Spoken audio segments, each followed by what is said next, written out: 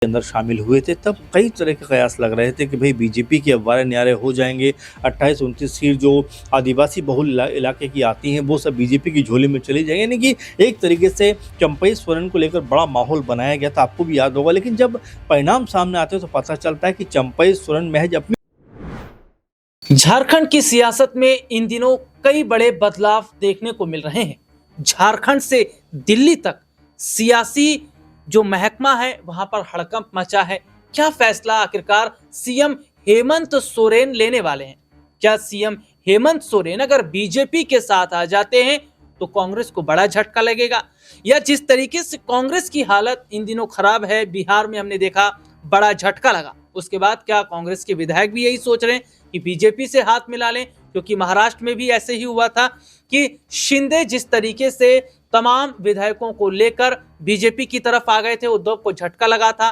तो क्या कुछ ऐसा झारखंड के अंदर भी देखने को मिलेगा? और सवाल बाबूलाल मरांडी को लेकर भी, आखिरकार क्यों बाबूलाल मरांडी की जो सक्रियता है वो झारखंड में उस वक्त अचानक बढ़ जाती है जब 2 बार दिल्ली का दौरा हेमंत सोरेन करते हैं। एक बार पहले भी गए थे और अभी हाल ही में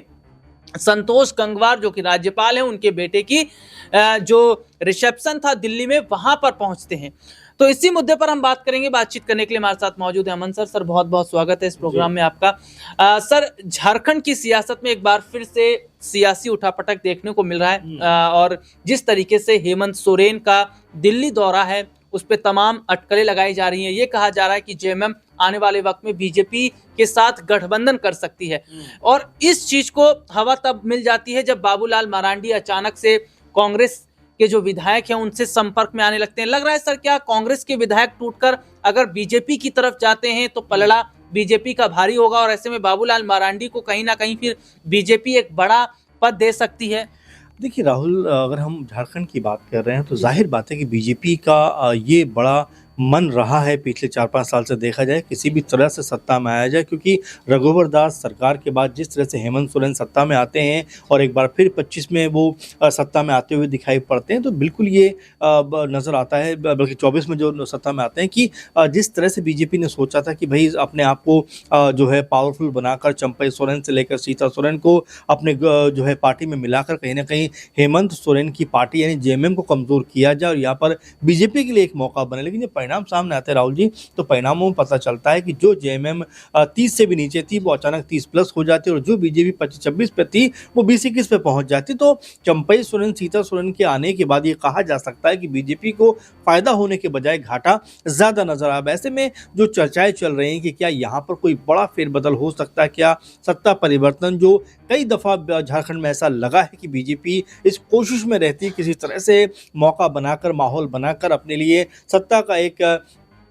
जो उनकी चाह है वो उसको पूरा किया जाए, लेकिन अभी तक ऐसा नज़र नहीं आ रहा है। लेकिन अब जिस तरह से अगर हम बाबूलाल मरांडी और प्रदीप यादव जो कांग्रेस विधायक दल के नेता हैं उनके बीच की मुलाकात हुई है, उसको लेकर लगातार मीडिया में तमाम तरह की खबर चल रही है कि भाई आखिर उस पर्चे में बाबूलाल मरांडी को प्रदीप यादव क्या देना चाहते थे, आखिर उस पर्चे में क्या लिखा हुआ था। कई लोग तो ये भी कह रहे हैं कि क्या कांग्रेस पार्टी के अंदर एक बार फिर बड़ी जो है कह सकते हैं बगावत होने वाली है, क्या उनके जो ज़्यादातर विधायक कि क्या वो बीजेपी के समर्थन में जाने वाले हैं। तो ये तमाम तरह की बातें चलती हुई दिखाई पड़ रही हैं, और ऐसे में क्या बाबूलाल मरांडी को कोई बड़ा ओहदा मिल सकता है, क्योंकि हेमंत सोरेन के लगातार दिल्ली दौरे को लेकर भी चर्चा है कि एक तरफ की क्या वो बीजेपी के साथ में जाना चाहते हैं, क्योंकि अगर कांग्रेसी लीडर्स इस तरह से बीजेपी के संपर्क में जा रहे हैं तो उससे बेहतर शायद हेमंत सोरेन को ये लगे कि चलिए हम ही चलते हैं, क्योंकि अगर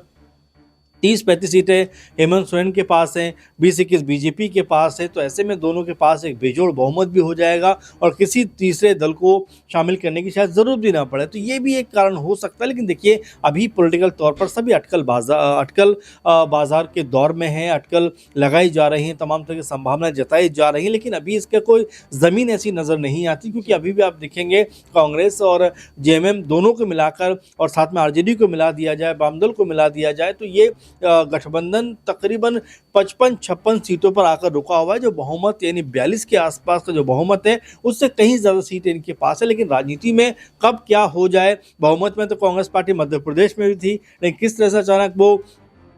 अल्पमत में आ जाती है और सरकार बीजेपी की वहाँ पर बन जाती है। महाराष्ट्र में भी कांग्रेस पार्टी और शिवसेना और कह सकते हैं कि एनसीपी सरकार चला रहे थे, लेकिन अचानक जिस तरह से एनसीपी के अंदर और शिवसेना के अंदर तोड़फोड़ होती है तो बीजेपी सत्ता में आ जाती है। तो ऐसे ढेरों एग्जाम्पल है यहाँ पर बीजेपी सत्ता में आने के लिए, सत्ता में अपने आप को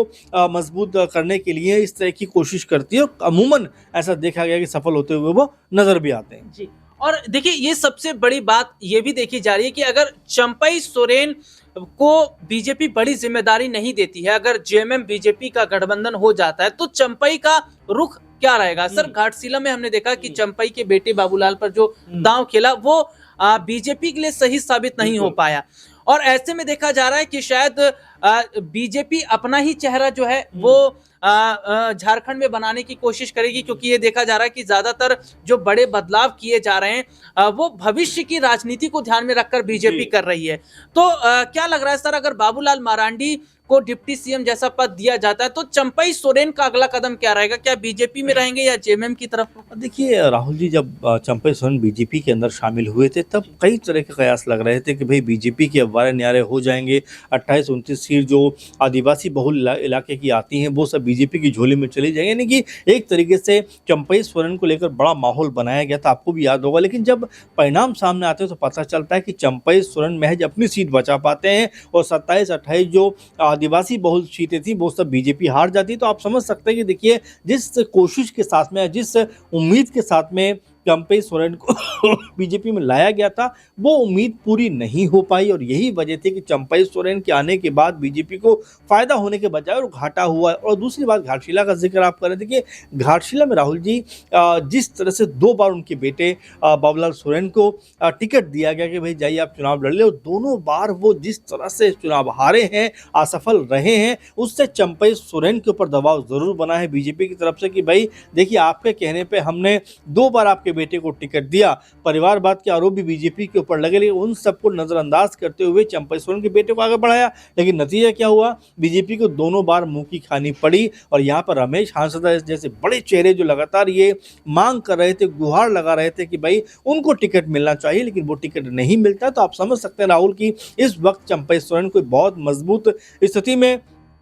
बीजेपी के अंदर नहीं, और यहाँ पर अगर कोई मौके की ज़रूरत पड़ी या कोई बड़ा मौका बना तो बीजेपी के पास उनके चेहरे बहुत हैं, जिसमें बाबूलाल मरांडी का नाम भी आ सकता है, जिसमें निशिकांत दुबे जैसे बड़े चेहरे का नाम आ सकता है। और इस रेस में अगर बात करें तो चंपई सोरेन बहुत पीछे खड़े हुए नजर आते हैं। और देखिए सर ने बारीकी से बताया कि घाटशिला में जो बड़ा झटका लगा भारतीय जनता पार्टी को, उसके बाद में बीजेपी फूंक फूंक के कदम रखेगी। तो बाबूलाल मरांडी की यहाँ पर चर्चाएं ज्यादा निकल कर सामने आ रही हैं और ये भी देखा जा रहा है कि क्या अगर बड़ा जो है पद नहीं दिया जाएगा बीजेपी की तरफ से चंपई को, तो क्या चंपई सोरेन बीजेपी में फिर भी बने रहेंगे? क्योंकि देखिए कुर्सी के लिए ही उन्होंने जेएमएम का साथ छोड़ा है और बीजेपी की तरफ आए। वो बात अलग है, झारखंड में बीजेपी सरकार नहीं बन पाई है, तो एक बार फिर से कुर्सी की लड़ाई यहाँ पर शुरू हो गई है। और इस कुर्सी की लड़ाई में अगर बाबूलाल मरांडी उन्हें डिप्टी सीएम बना दिया जाता है तो क्या इस रेस से फिर चंपई बाहर हो जाएंगे, और बाहर होंगे तो बीजेपी में रहेंगे या वो जेएमएम की तरफ जाएंगे, ये जरूर देखना रहेगा। और ये भी देखना रहेगा कि क्या वाकई आने वाले वक्त में भारतीय जनता पार्टी जो है वो जेएमएम के साथ गठबंधन करेगी या फिर कांग्रेस की तरफ से जो कहा जा रहा है कि ये सरकार जो गठबंधन में है इस वक्त वो 5 साल तक चलेगी, ये रहेगा। फिलहाल इस खबर में इतना ही, तब तक के लिए मुझे और सर को इजाजत दीजिए।